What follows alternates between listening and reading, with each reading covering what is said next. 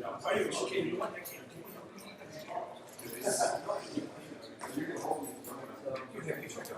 no,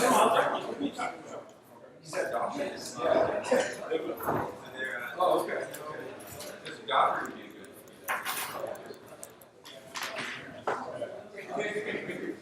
All right, everybody.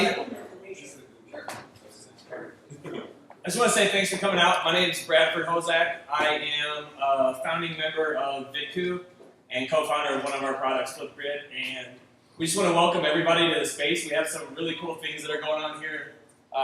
Kevin, who you're going to be hearing from later tonight, works with us and a few other talented individuals. So you're going to hear some pretty cool stuff. And keep an eye on us. We're happy to have everyone in this space, and we hope to be able to keep hosting things. It's really cool to be part of the startup community here in the city. So we want to stay active and stay engaged. So if you ever want to reach out or use the space for other media groups, just get a hold of us. So with that, I'm going to turn it over to Lloyd, and thanks for coming out.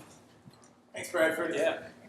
Thanks seriously for hosting tonight, the space and the food. So thanks, Vidku.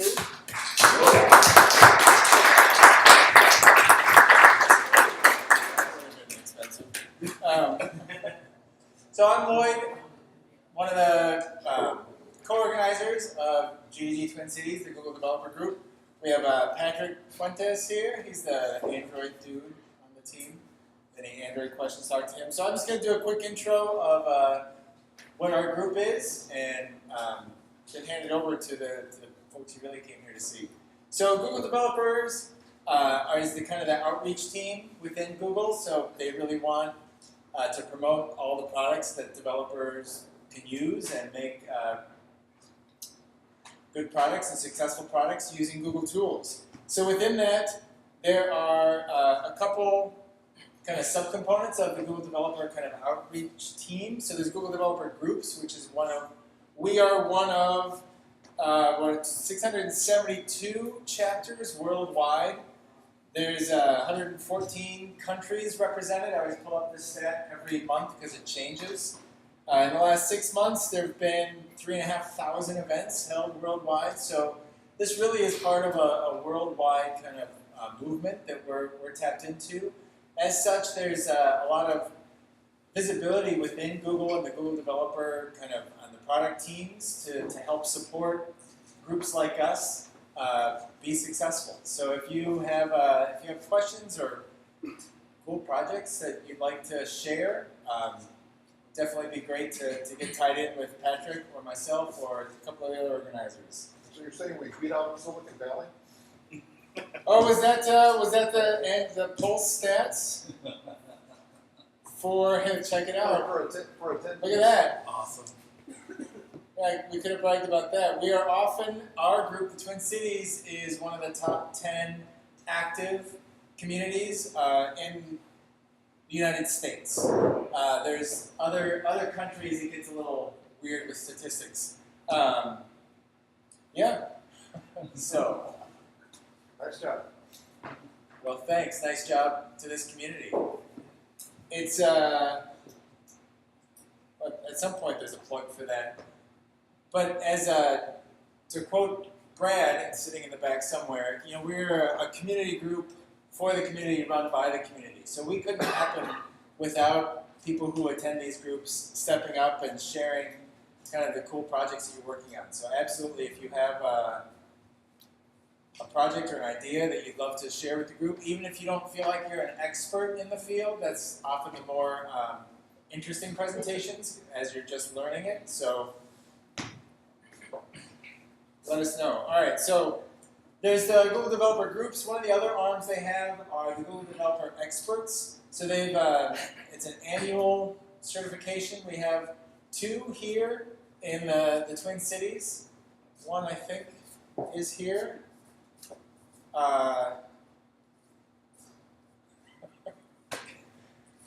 Dan's back there. Thanks. I was just camping, so I'm still in camping brain. Dan, do you want to say anything about Google Developer Expert? We like to talk a lot. That tends to be our affliction. And they're good at it, rather than us organizers that can just kind of get people together. So Dan's an Android Google developer expert. Stephen Fluen, one of the other co-organizers, is a GDE in Chrome. And these are people that have been recognized by the product teams as worth advocating for their products. There's also a couple other Google developer kind of outreach efforts. One of them is Women Tech Makers. That often, there's a big event they try and do in March, along with Women's Month. I don't know if there's an official term with that. Anyhow, and a couple others. So those are those pieces. We are Google GDG Twin Cities. Most of our stuff is gdgtc.com. But we run most of our announcements through the meetup. So please join the meetup and you'll get emails of upcoming events. And we manage our RSVPs through there as well. I skipped over one piece. We meet monthly on the first Tuesday of the month. Next month will be at Augusto. Still working out the topic there. We have our other big event of the year is our Dev Fest. So last year in March we had almost 300 people show up with about 30 speakers, 4 tracks for a day-long event. Our goal is to make it approachable and affordable. It's usually about $20 for a ticket, and you get lots of swag and some killer content. We have some really knowledgeable people here in the Twin Cities. So we've got our date fixed. So we're shooting for, I'll say this because last year the date shifted, but we're planning far in advance, February 6th. So the first week in February, think about what you might want to present. We're going to have a call for speakers here soonish because all of a sudden we're planning for fall. All right, at the end of this, one of the things that Google's trying to do because of the increased visibility of the Google developer groups is try and get some metrics back. And that's within Google kind of corporate, a lot of visibility is happening, which also means funding, and that means funding for events like our DevFest event or Android Fundamentals course that we ran this last spring. And a lot of that, and Google really likes measurable things. So one of them is this survey, bit.ly/GDG survey. If you could fill that out at the end of the event, would be great. It'll help show the kind of the activity and the metrics that we have within our group. All right, and those are my intro slides. I don't know if you want to work on switching this over. And I'll turn it over and let Kevin and Alex introduce themselves. Thank you. Thank you. Nice. Look at that. What's up, everybody? So my name is Aleckson, and I work at a startup called Divi. It's actually down the block from here, and I'm an Android developer there. What's the name of the startup again? Divi.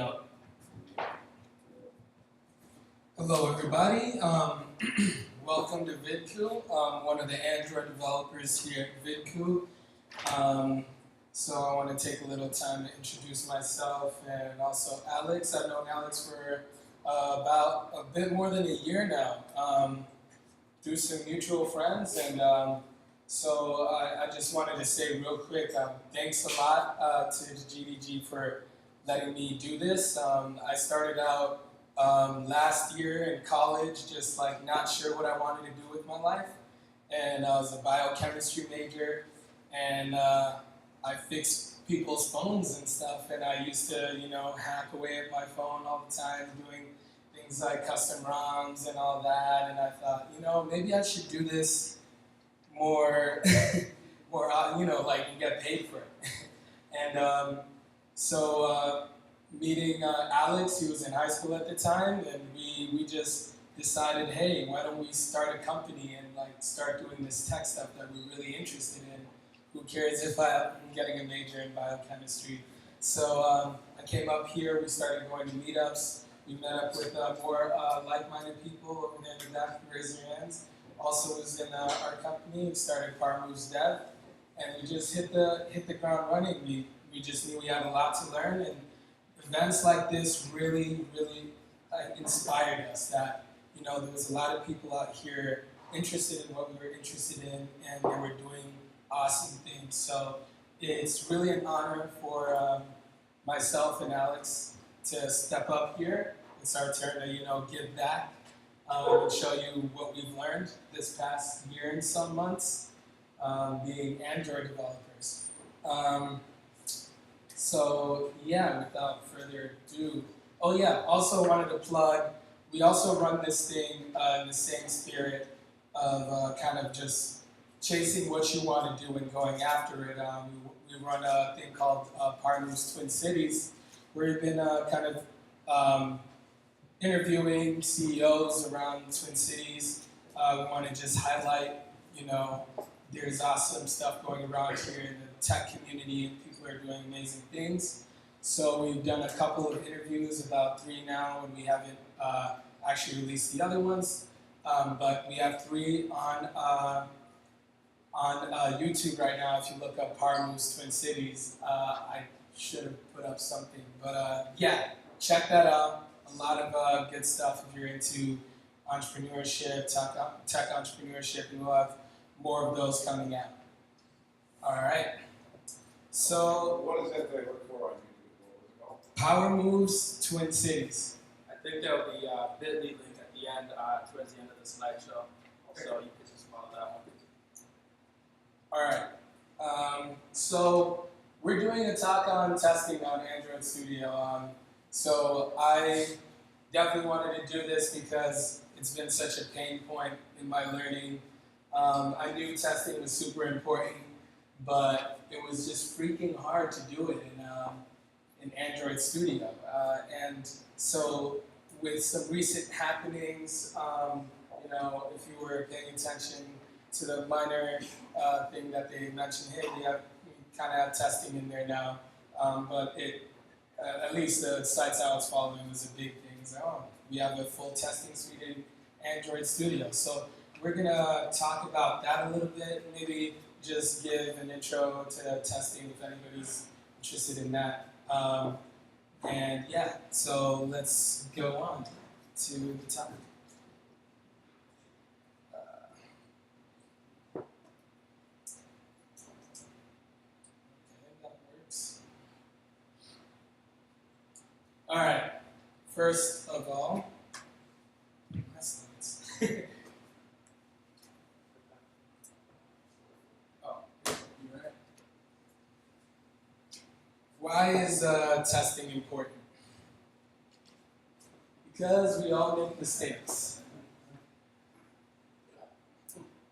Secondly, or more importantly, things like product quality. We want to make a quality product.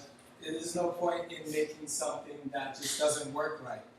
And also, we want to save time. We don't want to be, fixing the same bugs over and over.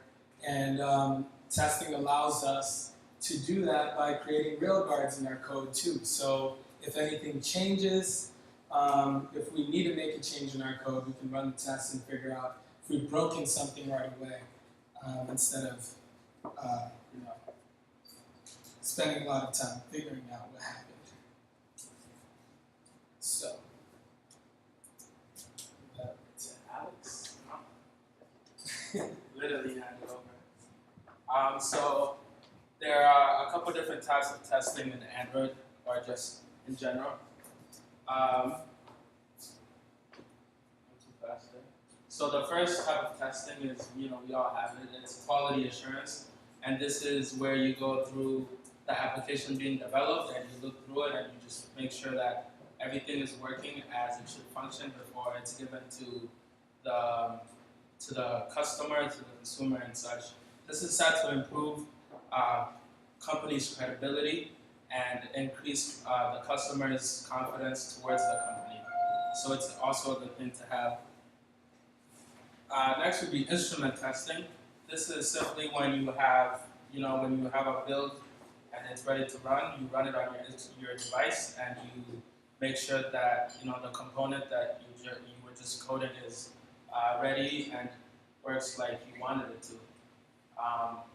UI testing is the other one. This is where you go through your UI elements, that means your color, your text, your images, your buttons, and you make sure that they're functioning as correctly. And last but not least here is unit testing. This unit testing is referring to a practice by which you individually scrutinize the smallest parts of your code, called the units, to make sure that they're functioning correctly. This is part of a development methodology you might have heard of, like buzzwords such as TDD, extreme programming, if you've ever heard of them.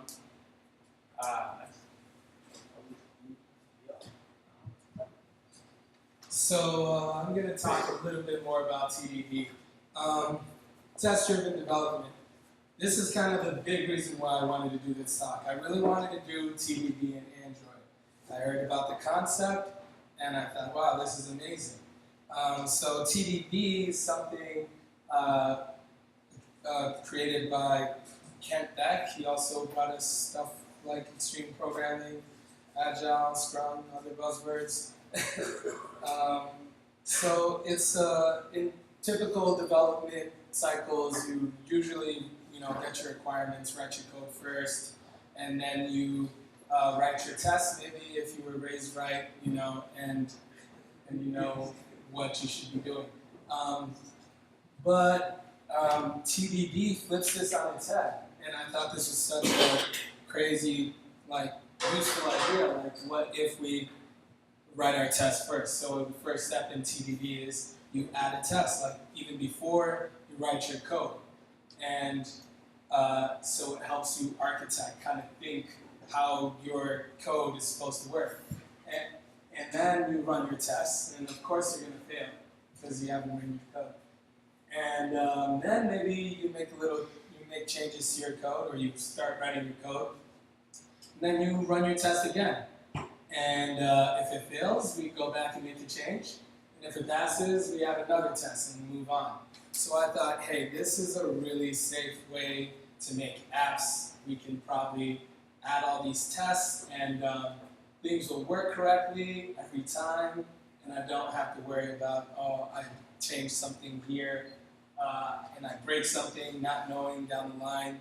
So I really wanted to do this. But so we kind of have pros and cons of TDD. Later I realized, as I looked into it further. The pros of TDD are pretty good. You have the reduced development costs. You create that safety net I was talking about, those rail guards. It forces you to code better because you have to architect your code for, kind of think about what you're doing more. And shitty code is really hard to test. If you've ever tried to test Android SDKs. Then it also serves as documentation if you are a new employee. I remember at my other job, the first job I had, I asked them for the test. Do you guys have tests? I'm like, nope. And that would have helped. So if you look at the test, then they let you kind of know right away what a certain component's doing. And we're talking about unit tests.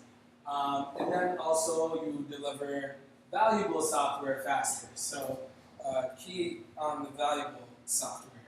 Now, the cons of TDD.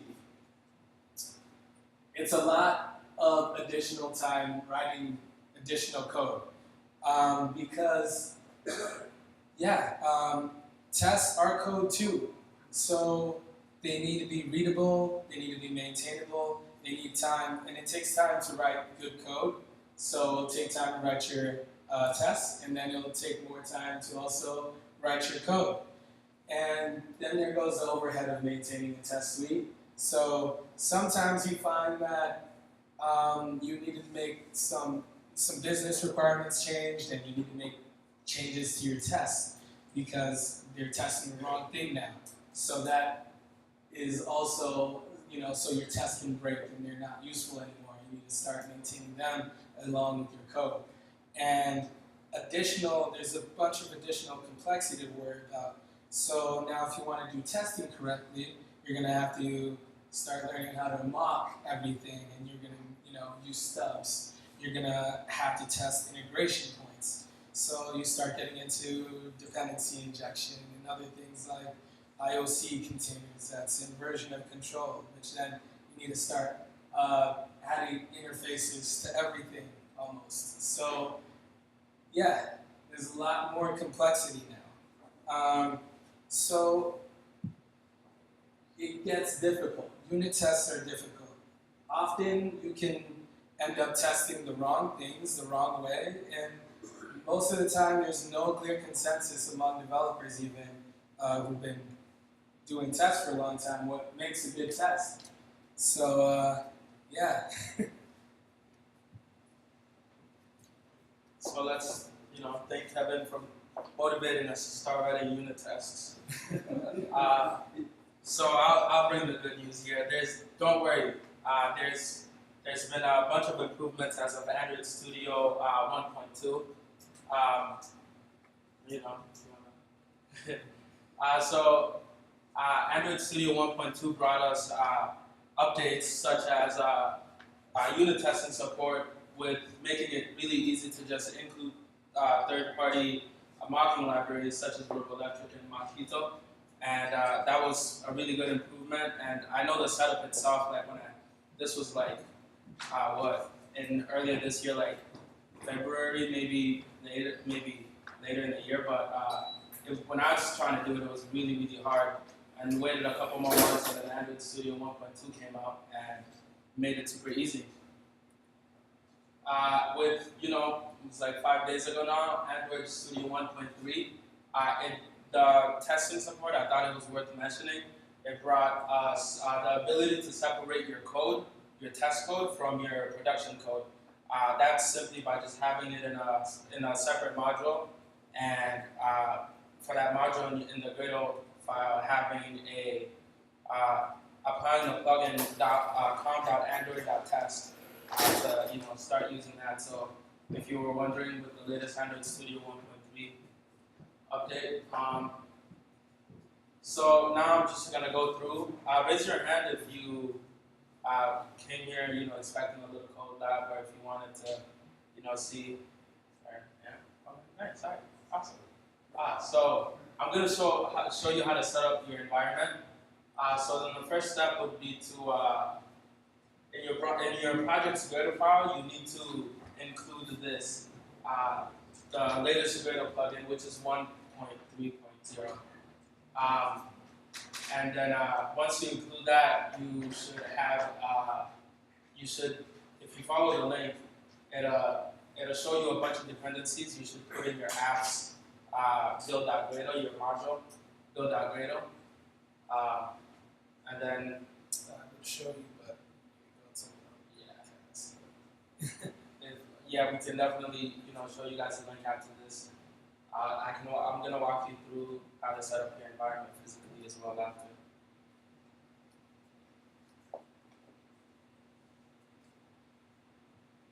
And then once you have, your mocking library dependencies, you should go in your test, in your build variants, and switch from instrument tests to unit tests.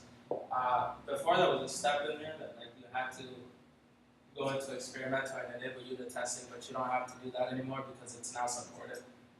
And then the final step would be to go into underneath your SRC, right click and add a new directory called test/Java, and then that's where all of your tests will go in.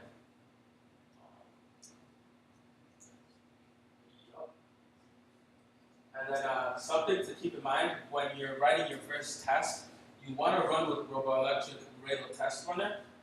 Earlier today, I was trying to write a couple tests and they kept failing. I didn't know why.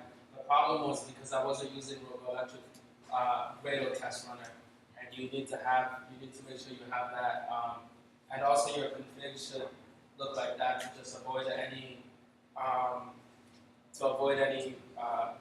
fails, any system fails. You should also, I think Robolectric does not support Android SDK version 22 and up, so you might want to throw in there with the config emulate SDK 21. So that's something you should also do. I think that would be good for me. Oh, there's one more. So once you have your environment set up, you're going to need to write a test case. And once you've set up your environment, you're like, now what? A couple things to keep in mind is there are 3 steps to writing a unit test. You need to have your arrange, the act, and the assert state. So the arrange state is simply where you introduce your variables, your activity, your buttons, your text, and you let the system know, hey, this is I'm gonna be testing. And then act is invoking the code and bringing it alive and telling it, hey, this main activity is this text view is in this main activity. And then asserting would be you want to assert that this is true. And this is where it brings your code together. This is where you're like, assert that this happened, assert that once the button was clicked, it returned a certain string. Now the problem arises in between the act and the assert step. In order to assert correctly, we need to somehow see and measure the state of our program that was changed as a result of the code executed in the act step of the test. And Kevin will go deeper into this, but the problem really arises in between the act and the assert step of the whole programming, because that's where things really change. And from now on, we'll be referring to this state as the post-act state.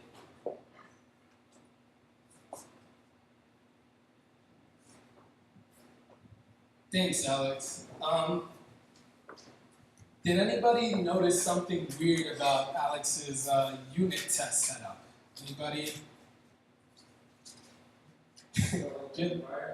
Huh? English isn't my first language.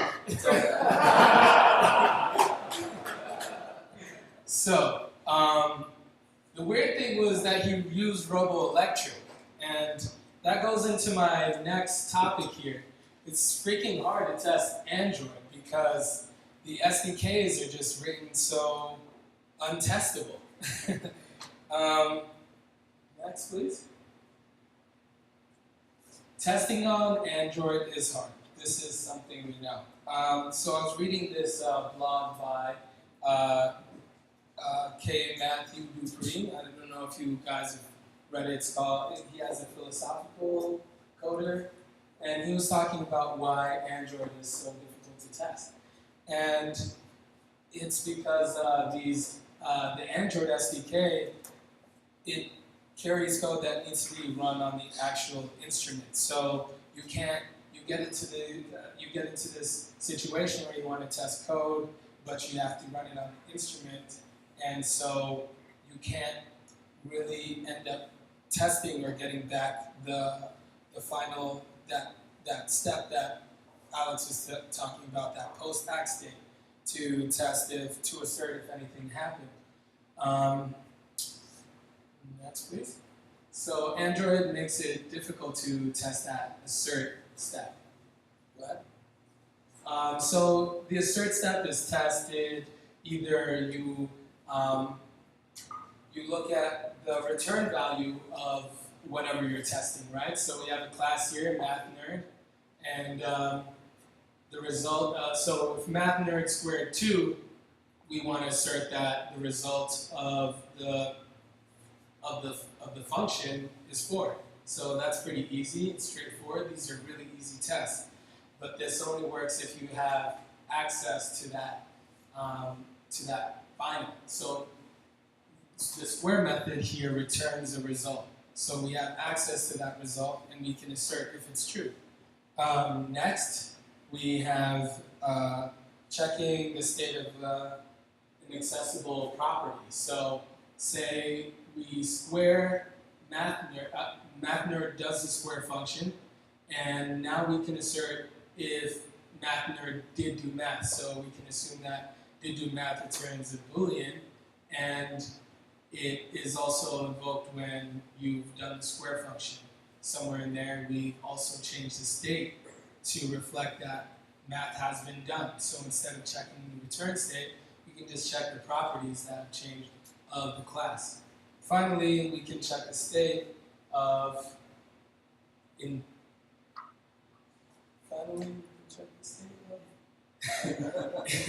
injected dependencies. So if we inject a calculator here into our terrible math student class, then we can check what has changed in our dependency, which is that calculator.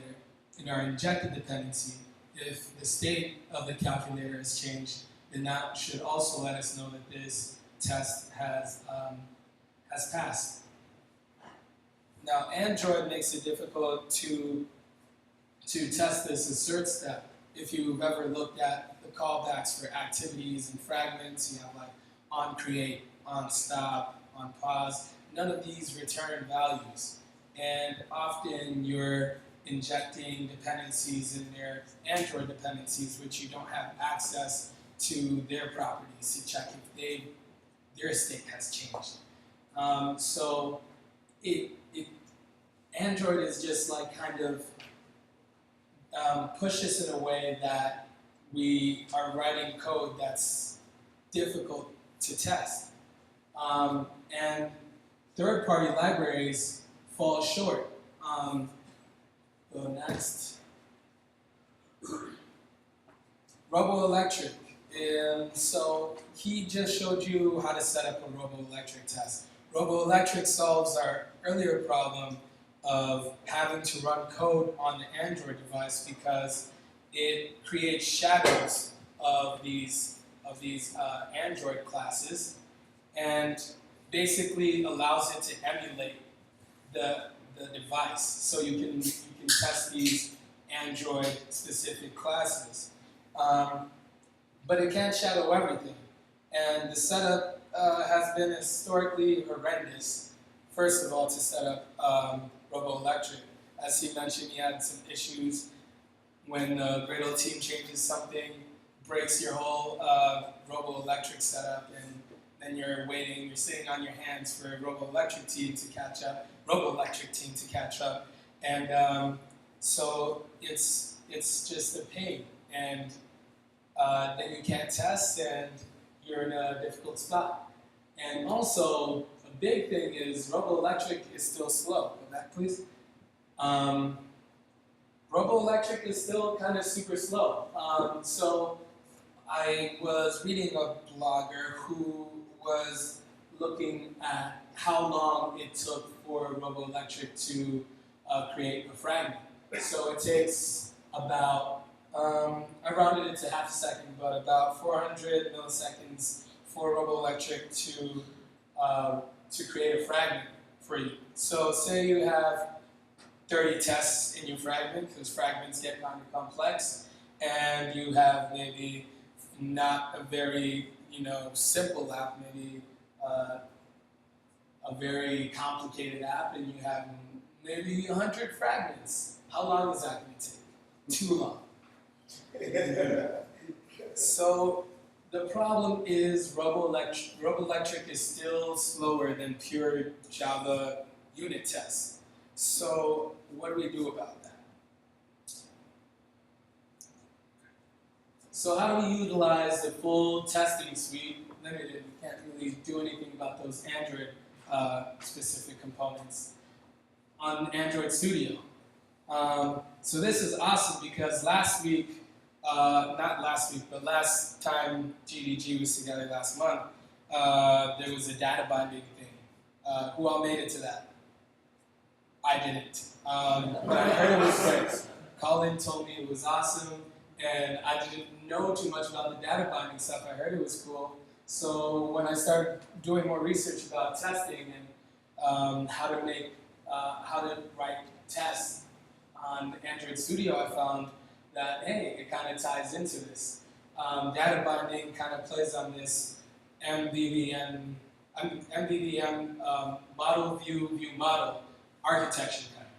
So I'm gonna go into this a bit. So using the MVP or MVVM architecture can allow us to write unit tests that are actually fast and a lot easier to write. Also, it's better architecture. It makes it the point of these two architectures, first MVP and then MVVM, is both to kind of take all your complexity out of those views. You've been putting all your business logic into your activities, your fragments, and move those somewhere else where they're not directly interacting with all the Android-specific code that's difficult to test.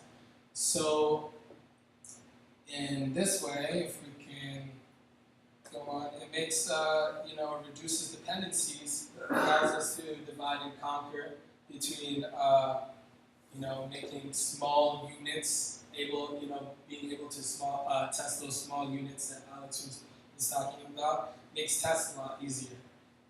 So MVVM is all the hotness right now. I'm going to give you a little refresher on this. Go to the next.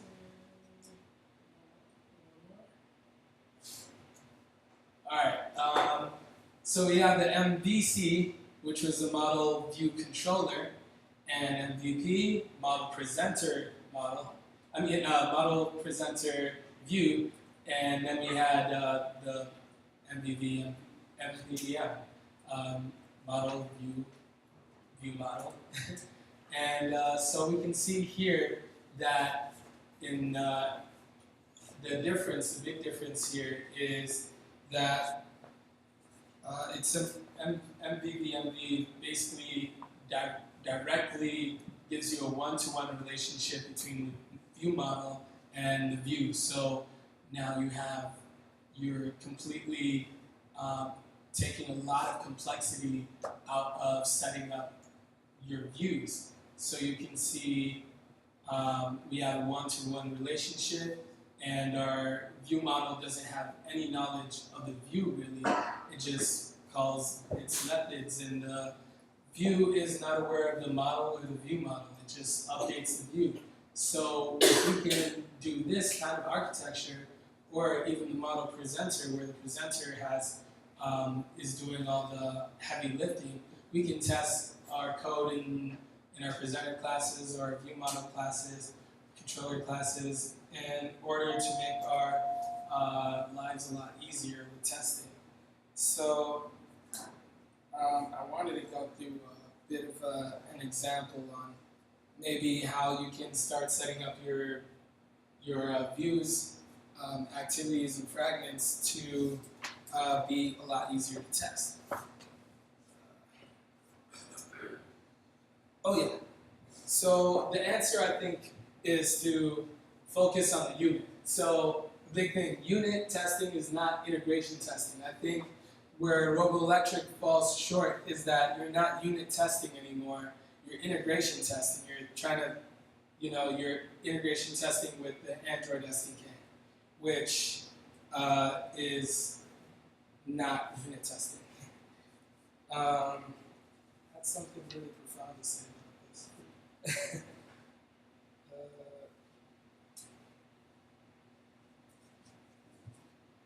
Okay, so we should actually be testing the units of our code. So the small, our methods, small pieces, the very small pieces of our code, and mocking everything else, all of our inputs, all of our dependencies. Really focusing on dependency injection, so we can mock what is happening when we are, if we need an activity, we can mock the activity.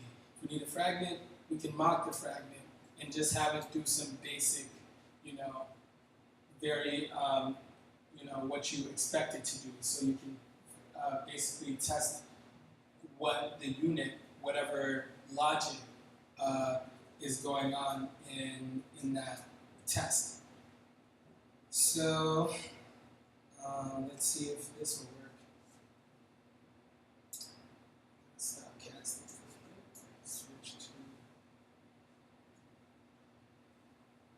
Chromecasts are really cool. They allow you to cast your screen, your whole screen if you don't have one. You should check it out. It's like $30. Okay. This is this one. Presentation mode.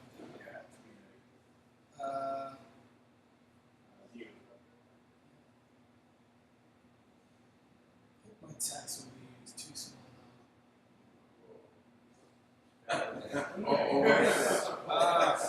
Sorry about that. now. Oops. Alright.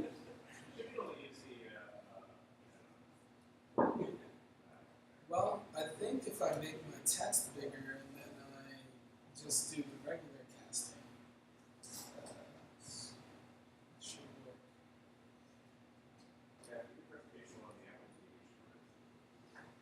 On the Apple TV?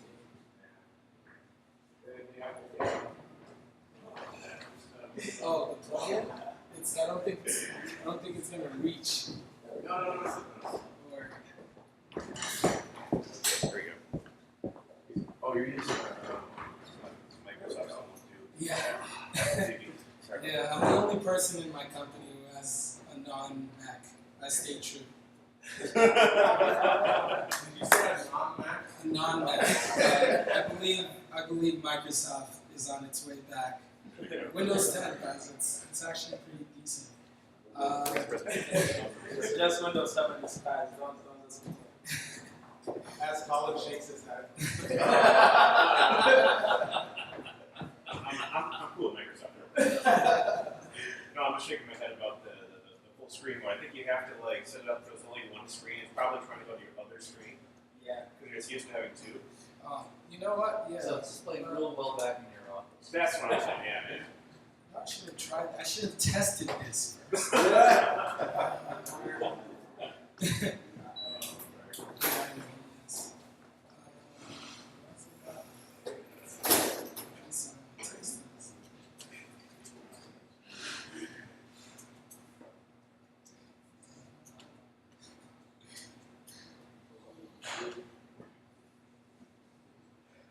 Oh, I was still in the presentation.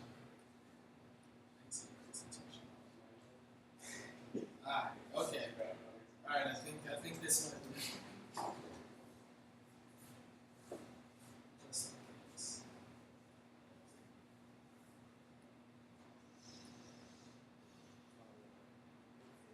Just gonna do the entire screen.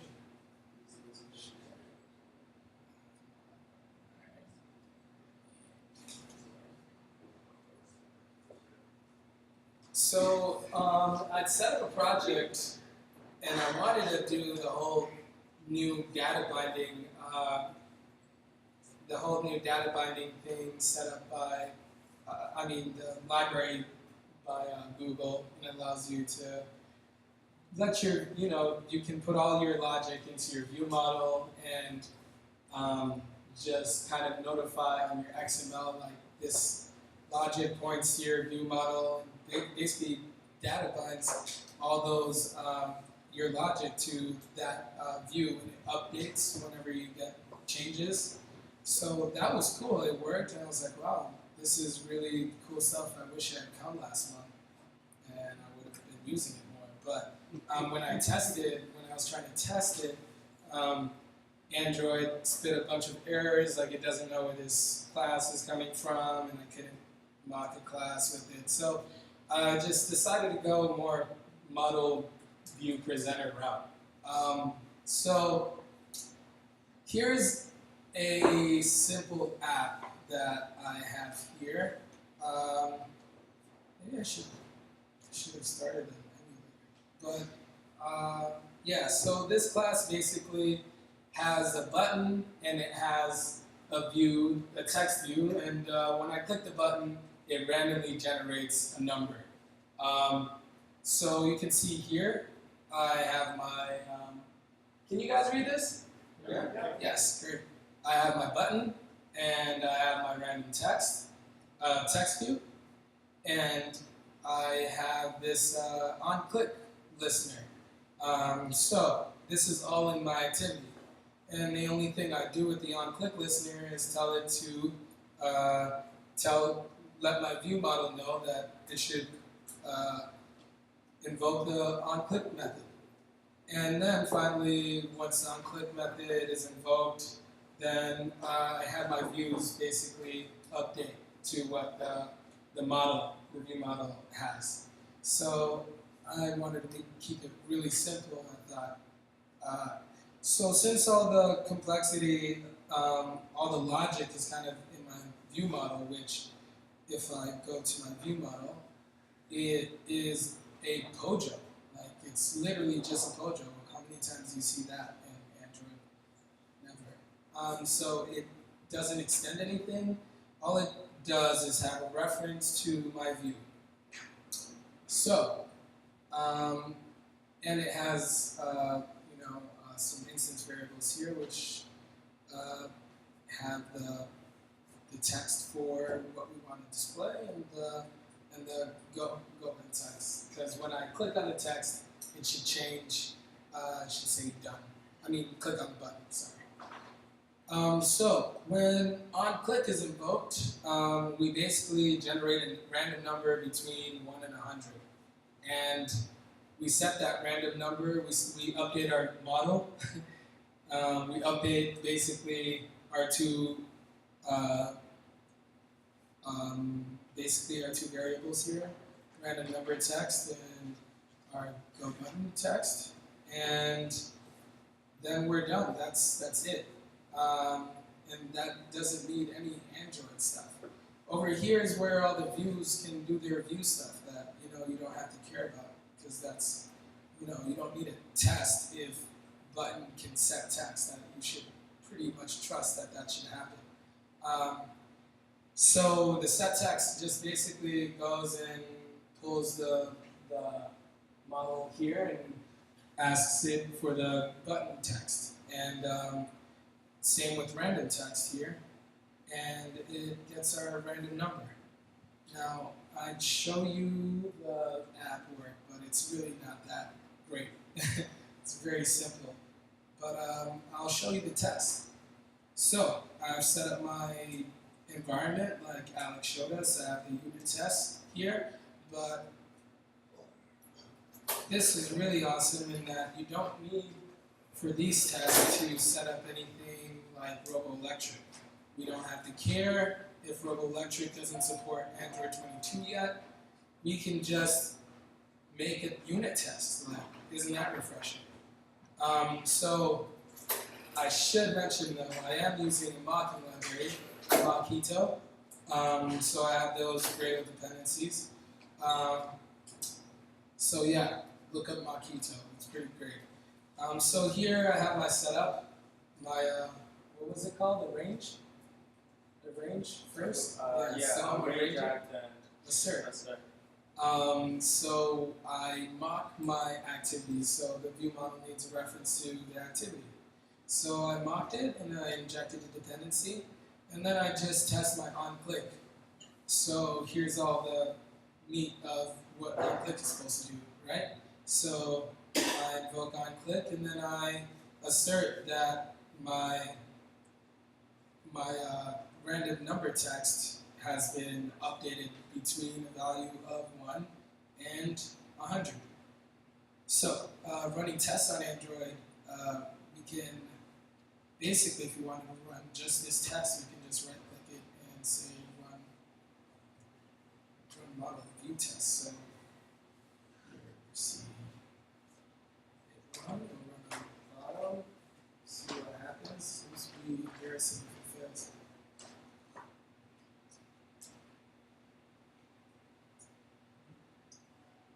It's usually faster than this. I think that's just a Gradle thing.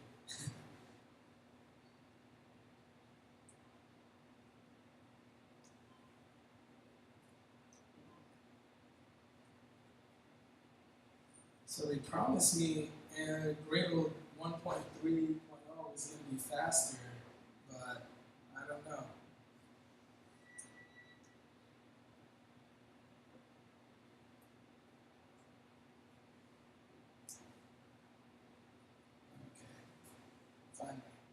Alright, so now the actual test part worked and that was pretty quick. So we have all of our tests passing here. So one done in 1 second. So yeah, you can, using just a different thinking in your architecture, kind of start making your Android classes a lot more, well, your logic testable. Now, this is a very simplistic example, and I'm sure you'll run into situations that I haven't covered. So let me know how that goes. I don't have an answer for it right now. I'll have to keep on researching this and see if it works as well as I advertise. All right, and just in case if you guys were wondering, I know he hated on Robolectric, but those tests do work. So I'm just gonna, show you and make sure that If you wanna, you have to steal that. yeah. So I'm not in the same one, but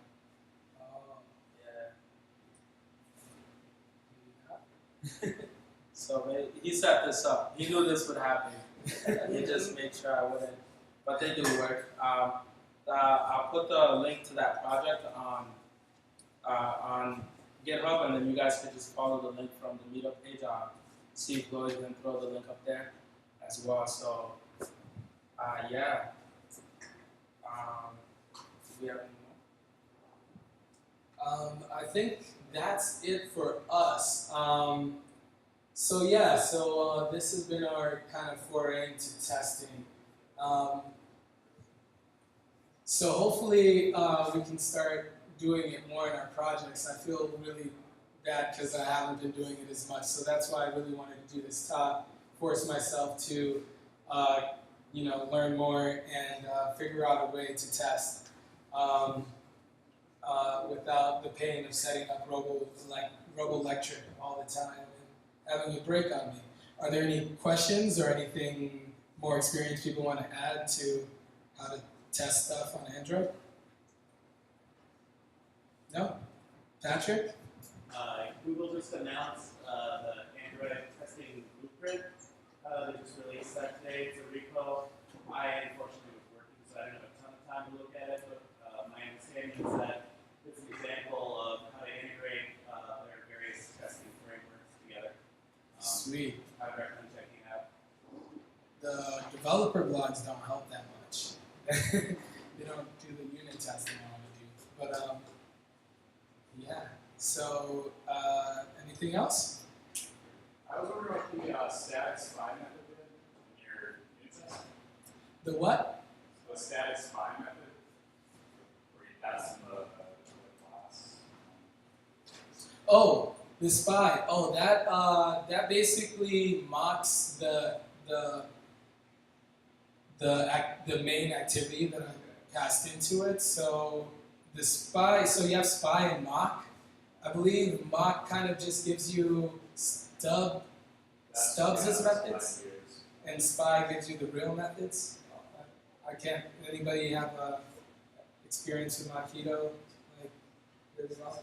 But I think that's what I read. I've used the other one. Huh? I've used the other method. So. Mock? Right. Yeah. So that's useful when you want to mock stuff. So yeah. You have a question? Or no? Okay. Yeah. So I hope you have taken some kind of thing from this simplistic talk about it. Yeah, unit tests and mock everything and do actual unit tests. It'll be way faster than depending on third parties to save you. Great, thank you.